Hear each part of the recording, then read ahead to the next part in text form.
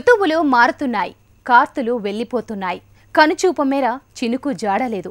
కృష్ణా జిల్లాలు గట్టెక్కిస్తాయనుకున్నా గుక్కె తడుపుకునే అందుకే అవి పరిమితమయ్యాయి. వెరసి అక్కడి పంట సాగు ప్రశ్నార్థకమైంది.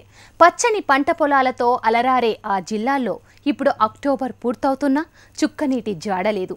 ఇంతకీ ఎక్కడి పరిస్థితి, ఏంటా స్థితి? Watch the story.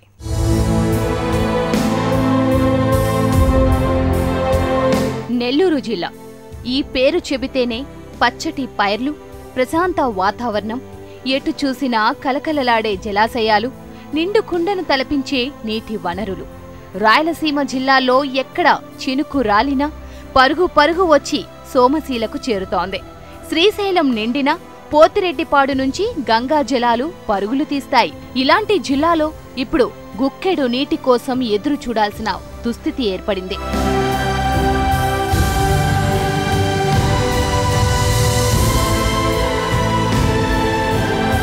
జిల్లాలో 6 ఏళ్లుగా చినుకు కరువైంది. రాయలసీమ నీటి వనరులు సైతం నిలువునా ఎండిపోయాయి. దీంతో జిల్లాలో ప్రధానమైన సోమశీల జలాశయంతో పాటు దిగువ జలాశయాల నీటి లభ్యత ప్రశ్నార్థకమైంది.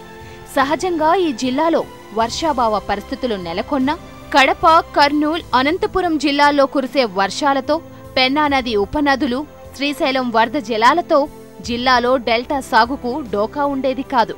అలాంటిది ఇప్పుడు పరిస్థితి పూర్తిగా మారిపోయింది. 42 టీఎంసీలు డైలీ 4000 క్యూసిక్లు వస్తున్నాయి నీళ్లు మనకు జలాశయానికి. వస్తుంటే ఎక్కడెక్కడ కండలేరుకి, మద్రాసుకి వాటికి పోతా ఉండరే. కానీ ఇది ఎంత ఏంటంటే అమ్మే ప్రాజెక్టులు తప్పనిచ్చి రైతులు బతికేది, రైతుల భవిష్యత్తు గురించి ఆలోచించడమే లేదు. ఇది ఏం చేయాలనేది మాకు అర్థం కావడం లేదు. మొన్నటి నైరుతి ఋతుపవనాలతో శ్రీశైలం జలాశయం నిండినా ఆశించిన మేర మిగులు జలాలు సోమశీలకు రాలేదు. దాదాపు 40 టీఎంసీల నీరు వచ్చినప్పటికీ అందులో 14 టీఎంసీల నీటిని తెలుగు గంగలో భాగంగా కండలేరుకు మళ్లించారు. అరకొరగా పరివాహక ప్రాంతాలలో కురిసిన వర్షాలతో ప్రస్తుతం సోమశీల జలాశయంలో 41 టీఎంసీల నీరుంది. డెల్టాలో తొలి పంటకు నీరందించాలంటే జలాశయంలో కనీసం 60 టీఎంసీల నీరు ఉండాలి. సుమారు 8 లక్షల ఎకరాల ఆయకట్టున్న సోమశీల పరిధిలో నెల్లూరు, గూడూరు, కావలి, ఆత్మకూరు, వెంకటగిరి పట్టణాలకు తాగునీరు అందించాల్సి ఉంటుంది. ఇందులో 20 టీఎంసీల వరకు సోమశీల జలాశయం డెడ్ స్టోరేజ్, తాగునీటి అవసరాలకే సరిపోతాయి. ఎగువ ప్రాంతం నుంచి నీరొస్తుందని భావించినా ఆదిలోనే నిరాశ ఎదురైంది.